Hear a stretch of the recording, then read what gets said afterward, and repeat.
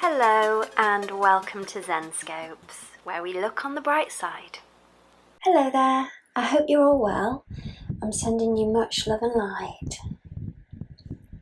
This is a special tarot and astrology reading for September, but it also covers October and November due to the Mars Retrograde, which is the focus of this reading. Firstly, I want to apologise for not getting this posted at the start of the month as usual. Zenscopes is where we focus on the bright side of things, but the couple of weeks leading up to the Mars Retrograde on September 9th, and now as we're into it, has affected me quite a bit, not least with me spilling hot tea over my laptop, resulting in its unfortunate demise. Luckily, I live with someone who's a whiz when it comes to computers, but not even he could fix this and get it up and running again.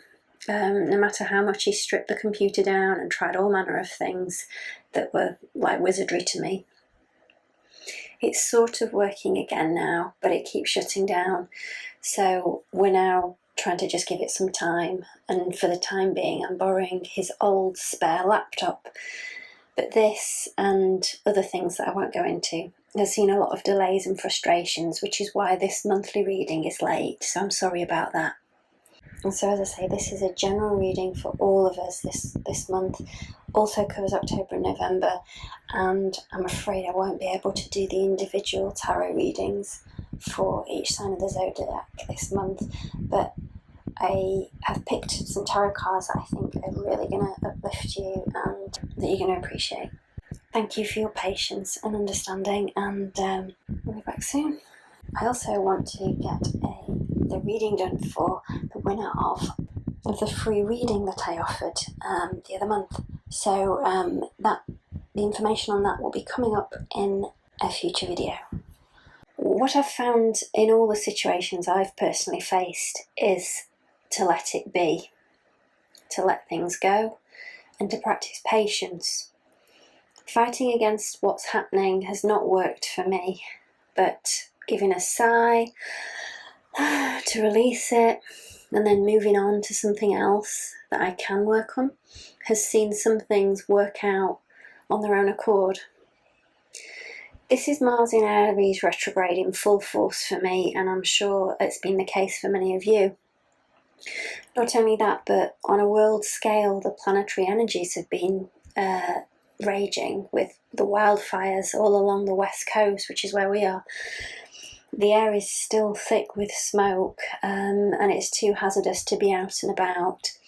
Popping outside without a mask just for a few minutes leads to a foggy feeling in the throat and cough. You can probably hear it a little bit in my congested voice.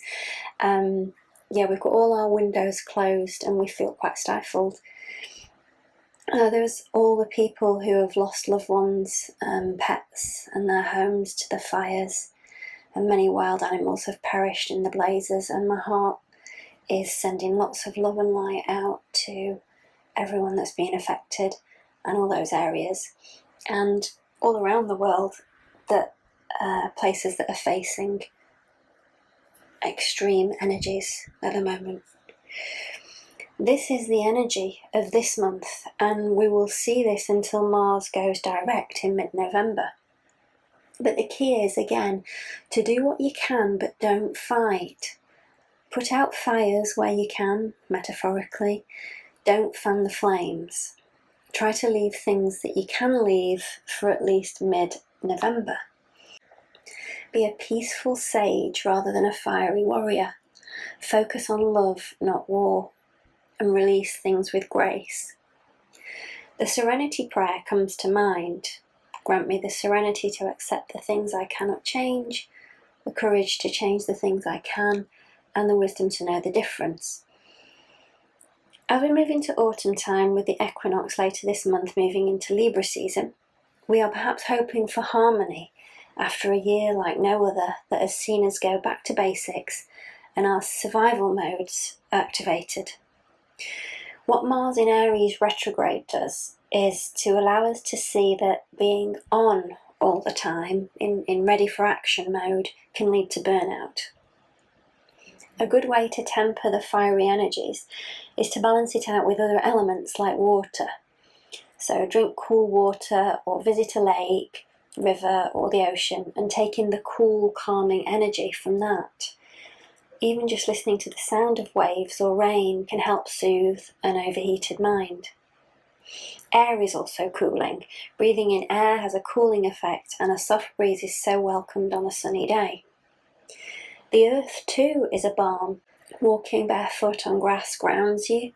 Getting your hands into the earth, planting flowers is relaxing. Being in the greenery of nature, under the canopy of a huge old tree, does wonders. So I've pulled 3 tarot cards for this month for the general energies that are affecting all of us. They are the Chariot, the Star and the World, 3 major arcana cards. With the Chariot card, and all I've been speaking of, the film Chariots of Fire came to mind. It's a classic film based on a true story and has a wonderful soundtrack from Vangelis. The Oscar-winning film is about 2 British runners who overcame prejudices and personal odds to go on to be victorious at the 1924 Olympic Games in Paris. The film is about belief in your abilities no matter what obstacles you face. It's about the will to win.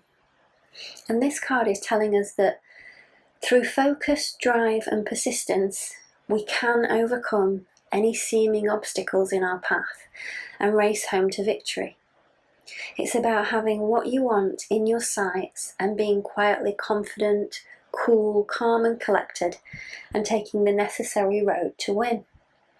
It might feel like you're in a battle at the moment, but the key is to focus on your own strengths and forge the way ahead.